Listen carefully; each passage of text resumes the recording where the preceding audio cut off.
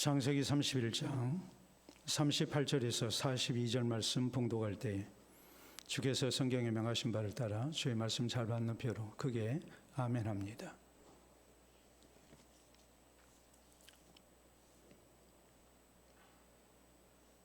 성경 봉독합니다. 내가 이 20년을 외삼촌과 함께 하였거니와 외삼촌의 암양들이나 암염소들이 낙태하지 아니하였고 또 외삼촌의 양떼의 순양을 내가 먹지 아니하였으며 물려 지킨 것은 내가 외삼촌에게로 가져가지 아니하고 낮에 도둑을 맞았든지 밤에 도둑을 맞았든지 외삼촌이 그것을 내 손에서 찾았으므로 내가 스스로 그것을 보충하였으며 내가 이와 같이 낮에는 더위와 밤에는 추위를 무릅쓰고 눈붙일 겨를도 없이 지냈나이다. 내가 외삼촌의 집에 있는 이 20년 동안 외삼촌의 두 딸을 위하여 14년, 외삼촌의 양떼를 위하여 6년을 외삼촌에게 봉사하였거니와 외삼촌께서 내 품삯을 10번이나 바꾸셨으며 우리 아버지의 하나님 아브라함의 하나님 곧 이삭이 경외하는 이가 나와 함께 계시지 아니하셨더라면 외삼촌께서 이제 나를 빈손으로 돌려보내셨으리다마는 하나님이 내 고난과 내 손의 수고를 보시고 어젯밤에 외삼촌을 책망하셨나이다. 아멘.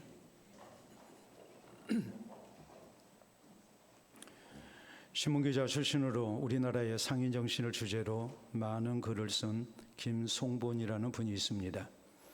이분이 쓰신 널리 알려진 책이 있습니다. 우리가 한번 사진으로 보도록 합니다. 한국 알부자들의 7가지 습관이라는 제목의 책입니다. 그런데 앞에 조그만 글씨로 뭐라고 적혀 있나요? 알면서도 실천하기 어려운 한국 알부자들의 7가지 습관, 이런 책입니다. 세계 최고의 상인이라는 평가를 받고 있는 중국 상인과 유대인 상인보다도 더 우수하다는 인정을 받는 우리나라의 개성 상인들의 상수를 중심으로 해서 쓰고 있는 책입니다. 이 책의 원래 제목이 알면서도 실천하기 어려운 한국 알부자들의 7가지 습관이라고 했는데 그 의미가 뭐겠습니까? 그것은 아는데 그치지 말고 우리가 꼭 지키고 실천해야 된다는 뜻입니다. 그래서 이 책에서 보면 7가지를 이렇게 정리합니다. 첫째, 자신을 먼저 알고 돈을 공부해라. 돈을 먼저 벌 생각하지 말고 내 강점이 뭔지, 내 약점이 뭔지, 또 내 재능이 무엇인지 이것을 잘 알고 직업을 선택하고 그리고 이제 사업을 하라는 말입니다. 두 번째는 스스로를 도와 우뚝 일어서라라고 말합니다. 자립정신을 말합니다. 그리고 성실할 것을 말합니다. 세 번째는 속이지 않고 정당하게 돈을 벌으라고 했습니다. 이것은 정직한 그런 상거래를 하라는 말입니다. 네 번째는 기본을 지켜야 돈이 쌓인다라고 말합니다. 갑자기 일확천금을 꿈꾸지 말고 내가 기본을 지키면서 성실히 하다 보면 돈이 나를 찾아온다는 이 신념을 가지고 우리가 기본에서 벗어나지 말아야 된다는, 혹시라도 어려운 일을 만났을 때에 우리가 불법적이고 편법을 사용하는 그런 일이 있어서는 안 됨을 강조합니다. 다섯 번째는 견딜 힘을 키워 중심을 지키라고 했습니다. 사업을 하다 보면 어려운 일을 만나게 돼 있죠. 고비를 만날 때마다 그때마다 인내해야 된다는 말이요. 우리가 정도를 벗어나지 않는 그런 모습으로 우리가 사업을 해야 된다는 말입니다. 여섯 번째는 부를 부르는 사람이 되라고 했습니다. 내가 언제나 열성을 다해서 성실히 수고하다 보면 고객들에게 입소문이 나게 되고 이 사람들이 자기 발로 찾아오게 돼 있다는 말입니다. 이걸 믿고 우리가 바르게 해야 된다는 말입니다. 일곱 번째는 남이 흉내내지 못하는 특별함을 팔아라라고 했습니다. 단순히 제품을 팔지 말고 상대방을 섬기고 또 상대방에게 좋은 인상을 주고 또 서비스하는 그런 자세를 바로하는 가운데 남이 흉내낼 수 없는 특별함을 가지고서 이렇게 사업을 하는 자세가 있어야 된다, 이렇게 강조합니다. 이 책에서 강조하는 것은 바로 이것입니다. 부자가 되는 것은 단순히 운이 좋아서 되는 게 아닙니다. 남들보다도 더 노력을 했고 정직했고 또 신용을 쌓고 또 전략한 가운데에 성실하고 최선을 다할 때 비로소 그가 이렇게 부자가 되는 이런 사람이 될 수 있었다. 이것을 강조하고 있는 겁니다. 오늘 본문 성경은 믿음의 조상 가운데 한 명인 야곱에 대한 내용입니다. 야곱은 외삼촌 라반의 집에서 20년 동안 품꾼 생활을 했습니다. 드디어 이것을 청산하고 독립하게 됐는데 이때 있었던 한 사건을 오늘 성경 말씀은 전합니다. 당시 야곱은 라반의 집에서 가진 것 하나 없이 품꾼으로서 20년을 성실히 수고했습니다. 그래서 하나님의 은혜와 도우심으로 그게 번성했고 그는 큰 부자가 됐습니다. 그러자 외삼촌 라반과 그의 아들들은 야곱이 자신들을 속인 가운데 재물을 모았다고 의심을 했고 또 이런 야곱에 대해서 아주 불편한 모습을 나타냅니다. 그러므로 야곱은 이들과 쓸데없는 다툼을 피하기 위해 자신의 모든 재산과 가족을 데리고 몰래 떠났습니다. 3일 후에 라반이 이 사실을 알았습니다. 굉장히 분노합니다. 많은 부하들을 거느리고 야곱의 뒤를 추격합니다.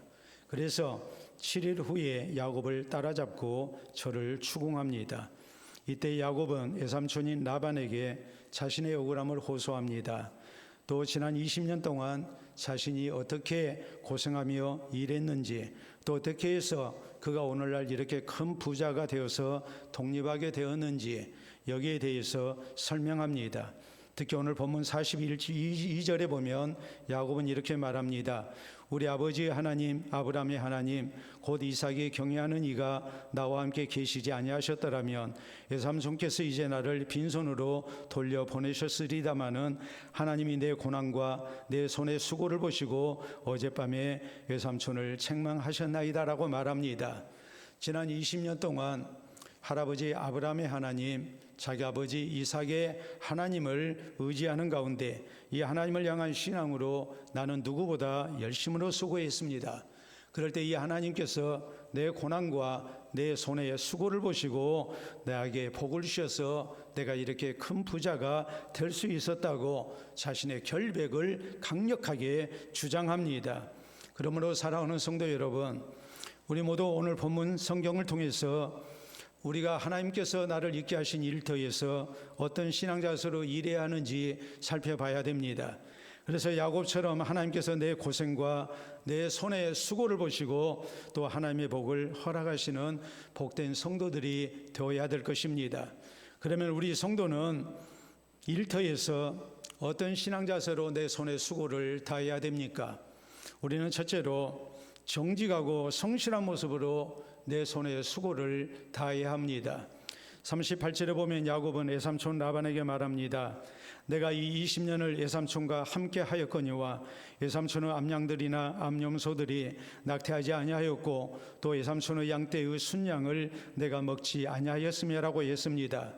외삼촌 라반의 가축대를 돌볼 때 야곱은 누구보다도 성실했다고 말합니다. 나는 내 책임을 다했다고 말합니다. 그리고 그는 정직했다고 이렇게 강조합니다. 39절에 보면 그의 이런 정직과 성실의 모습, 자기 책임을 다하는 모습이 이렇게 진술됩니다. 물려지킨 것은 내가 외삼촌에게로 가져가지 아니하고 낮에 도둑을 맞았든지 밤에 도둑을 맞았든지 외삼촌이 그것을 내 손에서 찾았으므로 내가 스스로 그것을 보충하였음이라고 말합니다. 외삼촌의 가축대를 돌볼 때에 어떤 경우 맹수의 습격으로 인해서 손실이 날 때가 있었습니다. 가축이 죽었습니다. 먹혔습니다. 또 물려갔습니다. 또 낮에 도둑 맞을 때도 있었고 밤에 도둑 맞을 때도 있었습니다. 여기에 대해서 외삼촌은 일일이 배상을 요구했습니다. 그럴 때 야곱은 한마디 불평하지 않고 다 배상을 해줬습니다. 일하다 보니까 어쩔 수 없는 손실이 난 게 아니냐고 이런 식으로 항변하면서 자기의 손실을 막기 위해서 자기의 이익을 지키기 위해서 했던 것이 아니라 이런 모든 것에 대해서 깨끗이 다 배상을 해줬습니다. 40절에 보면은 내가 이와 같이 낮에는 더위와 밤에는 추위를 무릅쓰고 눈붙일 겨를도 없이 지냈나이다라고 말합니다. 일하는 여건이 좋지 못했습니다. 들에서 가축들을 돌보니까 낮에 더위 밤에 추위 견뎌내기 힘들었습니다. 또 내게 주어진 책임을 이 가축들을 이제 잘 지키려고 하다 보니까 잠도 제대로 자지 못하고 눈코 뜰 새 없이 그는 너무나도 고생을 해야 했습니다. 이런 상황 속에서도 그는 직장의 여건이 좋지 못했음에도 불구하고 최선을 다했고 열심을 다해서 자기의 책임을 다 감당하고자 했습니다.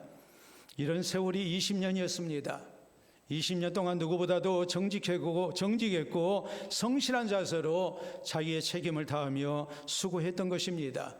그래서 하나님께서 야곱의 고생과 그 손의 수고를 보시고 복을 주셔서 내가 번성했다고 말합니다. 삼촌이 생각한 것처럼 내가 불의한 방법으로 성공한 것이 아닙니다. 어쩌다 운이 좋아서 내가 성공한 것도 아니라고 야곱은 강력하게 자기의 깨끗함을 삼촌에게 말합니다. 우리 성도가 이 야곱의 모습을 볼 때에 우리에게 필요한 일터에서의 수고의 자세가 어떠해야 할까요? 야곱처럼 정직해야 됩니다. 성실해야 됩니다. 그래서 내 손에 수고를 다해야 됩니다. 다른 사람에게 내가 얼마나 정직했는지, 얼마나 성실한 모습으로 내 책임을 다했는지 우리가 그것을 자신 있게 말할 수 있는 이런 아름다운 수고가 우리에게 있어야 됩니다. 그럴 때 하나님께서 내 손에 수고를 받으시고 복을 주신다는 것을 우리는 잊어서는 안 됩니다. 성경은 잠언 14장 11절에 우리에게 이렇게 말씀하십니다. 악한 자의 집은 망하겠고 정직한 자의 장막은 흥하리라라고 말씀하십니다. 악하게 살다 보면 당장에 잘 된 것 같지만 결국에는 망하게 돼 있다는 말입니다. 반면에 정직하게 살면 지금 당장은 손해보는 것 같지만 결국 하나님께서 흥하게 해주신다고 성경은 우리에게 강조하십니다. 골로새서 3장 22절에 있는 말씀을 보면 종들아 모든 일에 육신의 상전들에게 순종하되 사람을 기쁘게 하는 자와 같이 눈가림만 하지 말고 오직 주를 두려워하여 성실한 마음으로 하라라고 우리에게 말씀하십니다.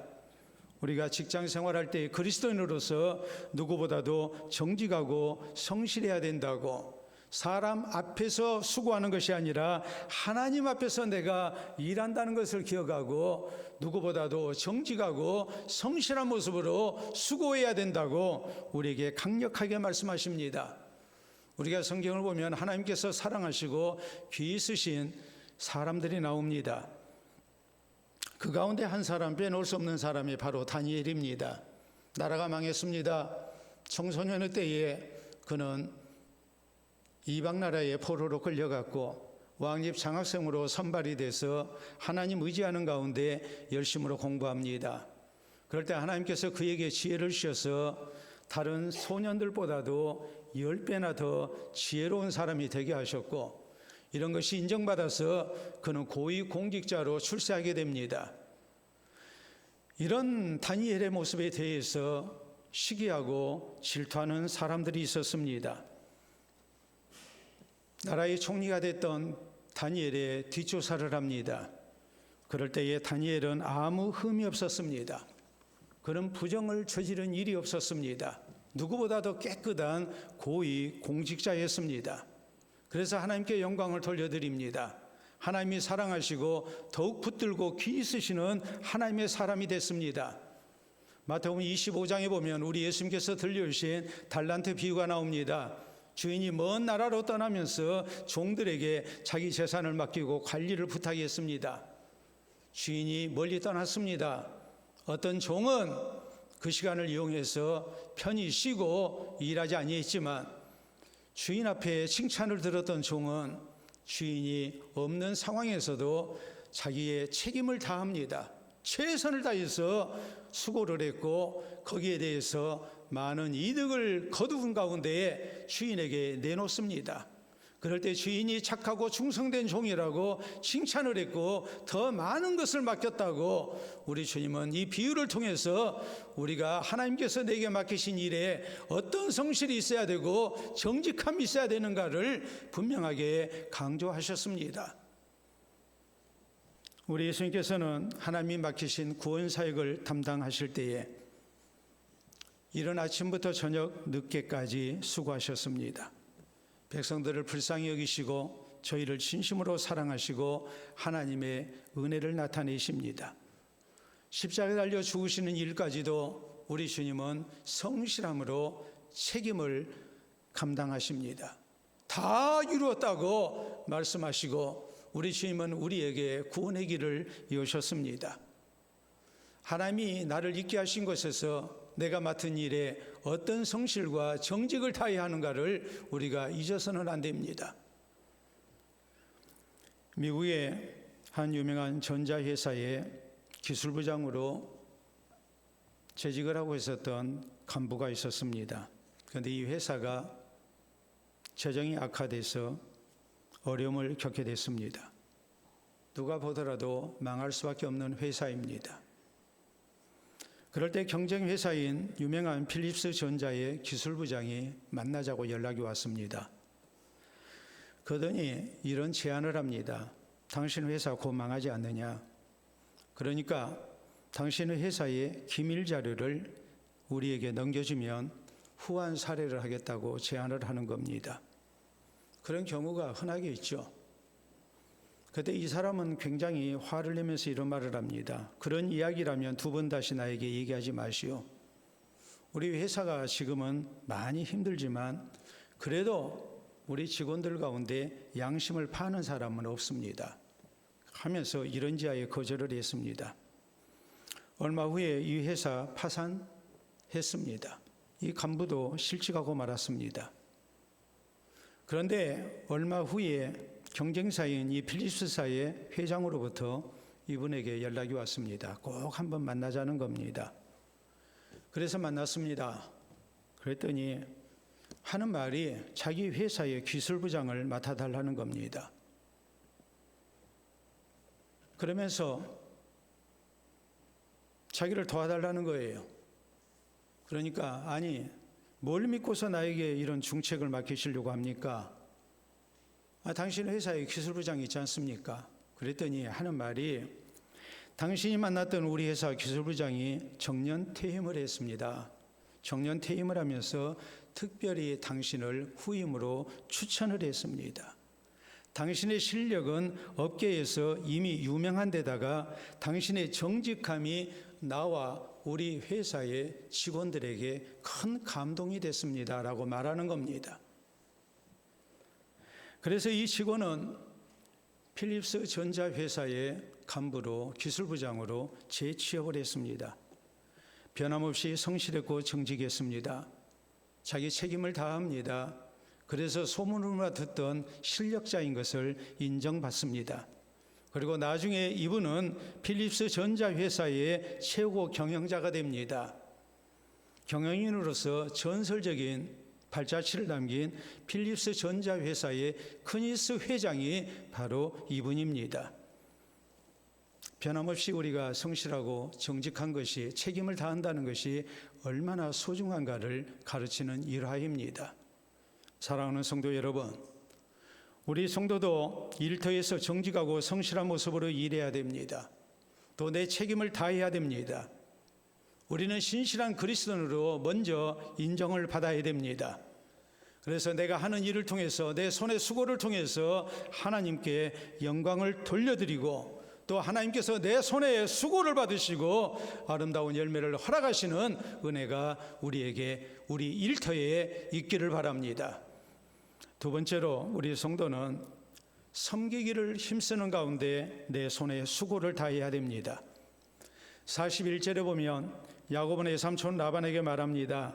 내가 외삼촌의 집에 있는 이 20년 동안 외삼촌의 두 딸을 위하여 14년, 외삼촌의 양떼를 위하여 6년을 외삼촌에게 봉사하였거니와 외삼촌께서 내 품삯을 10번이나 바꾸셨으며라고 했습니다.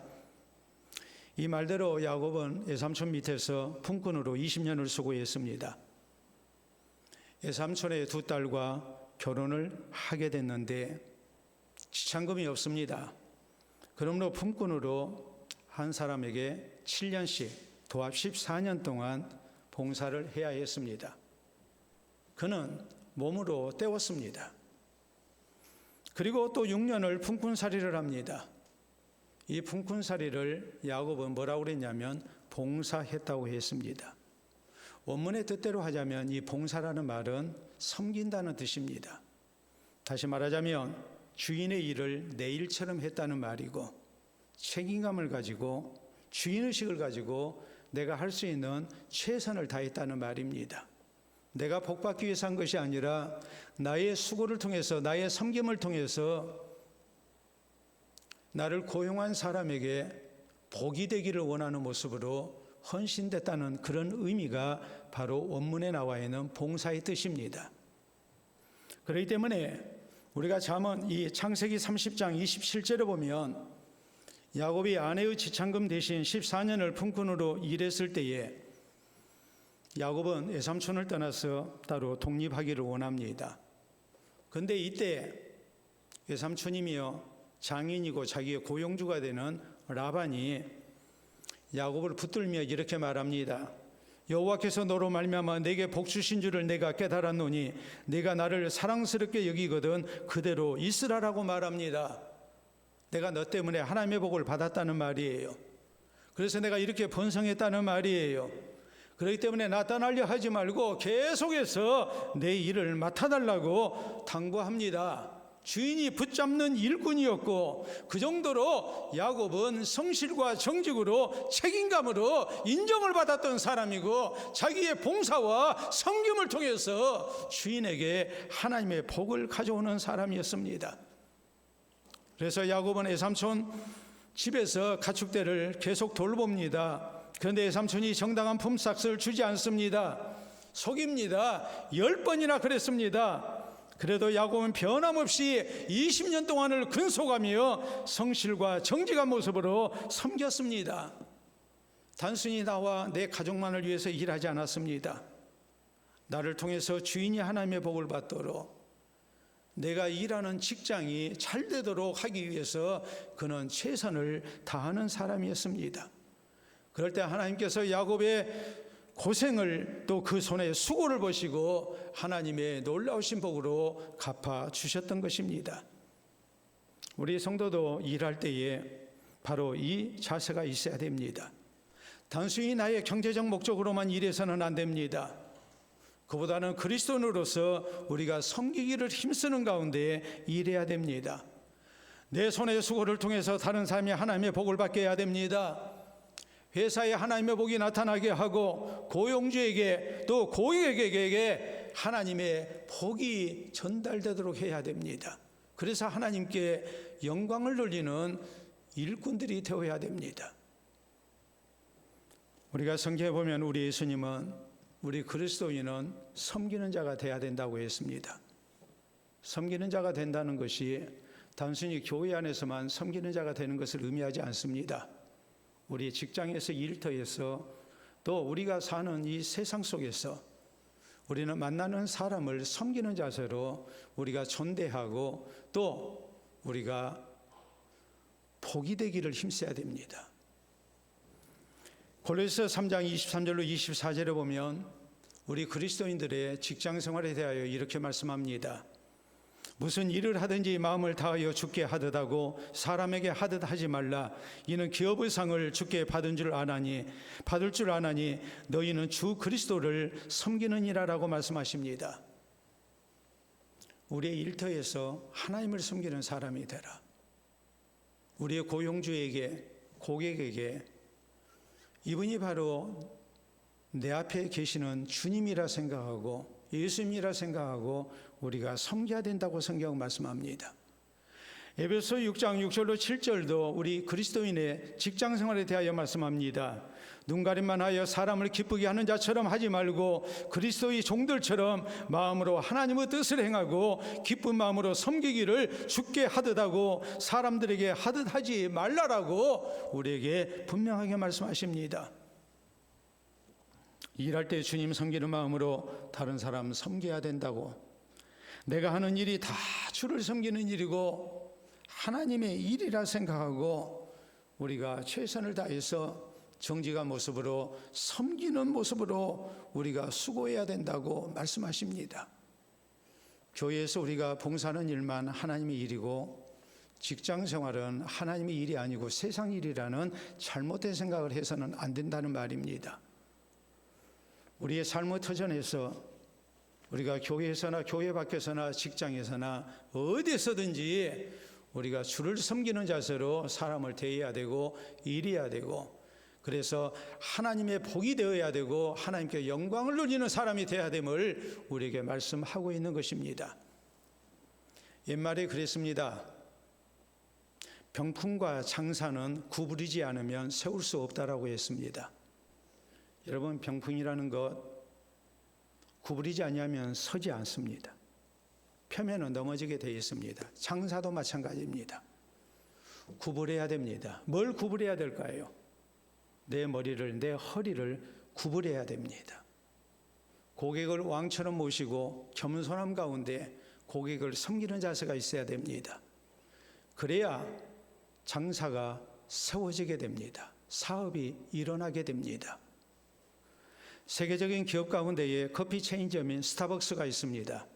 스타벅스의 사후는 이렇습니다. 한번 보도록 하겠습니다. 한 명의 고객, 한 잔의 음료, 그리고 이웃의 정성을 다한다. 음료 한 잔을 팔지만은 여기에 최선을 다해서 고객을 섬겨야 된다는 말입니다.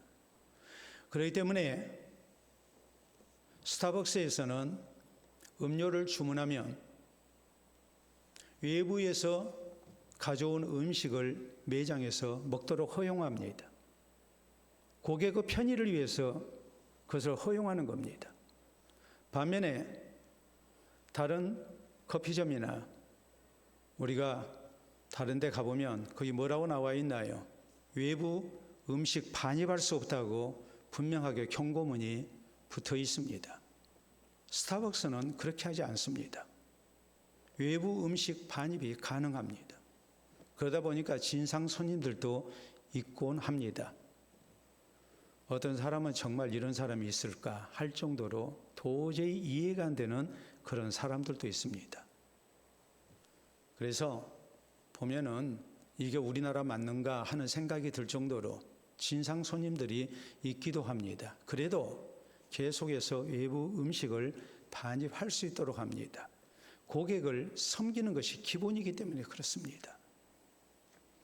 고객을 단순히 돈벌이 수단으로 생각하지 않습니다. 진심으로 섬기는 자세로 대해야 된다고 강조합니다. 사랑하는 성도 여러분, 우리 성도도 일할 때 섬기는 마음이 있어야 됩니다. 내 앞에 있는 상대방을 예수님처럼 생각하고 섬겨야 됩니다.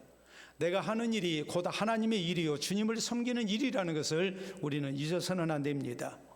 나의 수고를 통해서 다른 사람이 하나님의 복을 받게 하고 직장에 하나님의 복을 가져오는 그리스도인으로 우리가 인정받고 하나님께 영광을 돌려드릴 수 있어야 됩니다.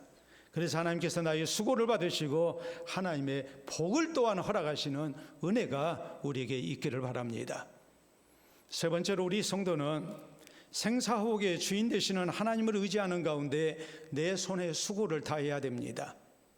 41절에 보면 야곱은 라반에게 말합니다.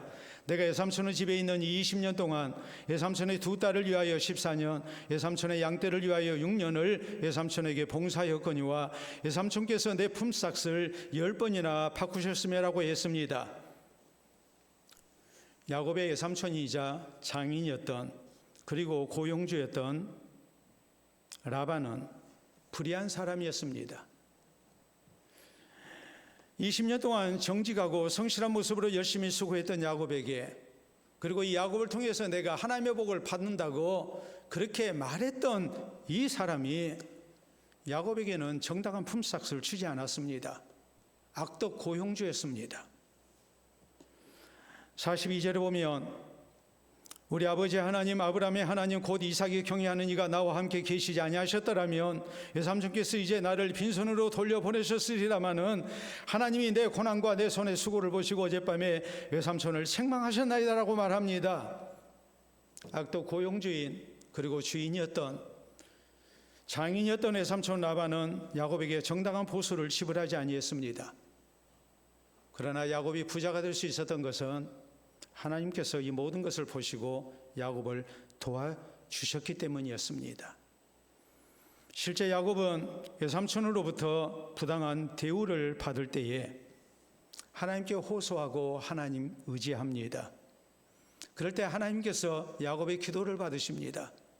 야곱의 수고를 받으십니다. 야곱의 소유가 번성케 하셨고 큰 부자가 되게 하셨습니다. 외삼촌 라반은 야곱의 수고를 인정하지 않았습니다. 부려먹기만 했습니다. 그러나 하나님은 야곱의 수고를 다 인정하시고 큰 복으로 갚아주십니다. 또 라반이 야곱을 추격해서 괴롭히려고 할 때에 하나님께서 라반의 꿈에 나타나십니다. 그리고 말씀하십니다. 너 야곱에게 선악간에 아무 말 하지 마라. 너 지금 야곱을 괴롭히려고 야곱에게 따지려고 하는데 아무 소리 하지 말라고 하나님께서 막으십니다. 라반으로 하여금 야곱은 하나님이 함께 하시는 사람이요, 하나님이 지키시는 사람이요, 하나님이 사랑하시는 사람이라는 것을 꿈을 통해서 나타내셨고, 그래서 라반으로 하여금 경건한 두려움을 갖는 가운데 야곱에게 함부로 못하게 막아주셨습니다. 야곱의 성공은 야곱의 정직과 성실한 손의 수고의 결과였습니다. 그러나 그것만이 다가 아니었습니다. 야곱은 이 두 손을 모아 하나님 앞에 기도했고 하나님을 의지하는 가운데 하나님의 복을 호소했기 때문에 하나님께서 그에게 도움을 나타내셨고 그로 인해서 이런 큰 성공을 거둘 수 있었던 것입니다. 우리 성도도 이 사실을 잊지 말아야 됩니다. 우리가 누구보다도 정직하고 성실하고 책임감 강한 모습으로 우리가 수고한다 할지라도, 우리가 또 그리스도의 이름으로 우리가 봉사하며 섬긴다 할지라도 우리에게 살아계신 하나님을 향한 기도가 있어야 되고 하나님 의지하는 신앙의 자세가 있어야 합니다. 그 이유가 무엇일까요? 하나님은 우리의 생사복의 주인이 되시기 때문입니다. 성경은 시편 127편에 우리에게 말씀합니다. 여호와께서 집을 세우지 아니하시면 세우는 자의 수고가 헛되고 여호와께서 성을 지키지 아니하시면 파수꾼의 껴있음이 헛되도다. 너희가 일찍 일어나고 늦게 누우며 수고의 떡을 먹으며 헛되도다. 그러므로 여호와께서 그 사랑하시는 자에게는 참을 주시는도다 라고 성경은 우리에게 말씀하십니다. 내가 아무리 성실한 모습으로 긴 시간을 수고하고 애썼다 할지라도 하나님이 함께하지 아니하시면 소용없다고 말씀하십니다. 우리가 성경을 보면 이삭이 크게 부자가 됩니다. 이삭의 성공에 대해서 성경은 말씀하시기를 여호와께서 이삭에게 복을 주심으로 그가 마침내 거부가 됐다라고 말씀하십니다. 요셉이 가는 곳마다 형통한 자가 됩니다. 이 일에 대해서 성경은 뭐라고 말씀하십니까? 만군의 여호와께서 요셉과 함께 하심으로 요셉이 형통한 자가 됐다라고 말씀하십니다. 하나님이 함께 하시는 사람이었습니다. 그래서 성공했습니다. 우리나라의 세계 1위 기업이 별로 되지 않습니다. 그런데 세계 1위 기업으로 우뚝 서 있는 기업이 있습니다. 바로 영한 모자입니다. 모자를 만들어내는 회사입니다. 기업인데 이 기업의 회장이 바로 백성학 회장입니다. 장로님이시죠. 제가 부목사로 모셨던 목사님 조카가 되는 분이어서 제가 2번 뵀다고 그랬습니다. 그런데 이분은 고아 출신이에요. 초등학교 3학년 때 6.25를 만났고 북한에서 살다가 혼자서 남쪽으로 내려왔습니다. 더 이상 학교를 다니지 못했습니다. 그러니까 초등학교 3학년 중퇴가 전부입니다.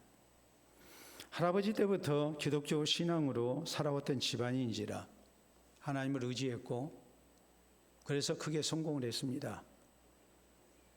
오늘 이분은 서울 독수교회 장로님으로 수고하고 계십니다.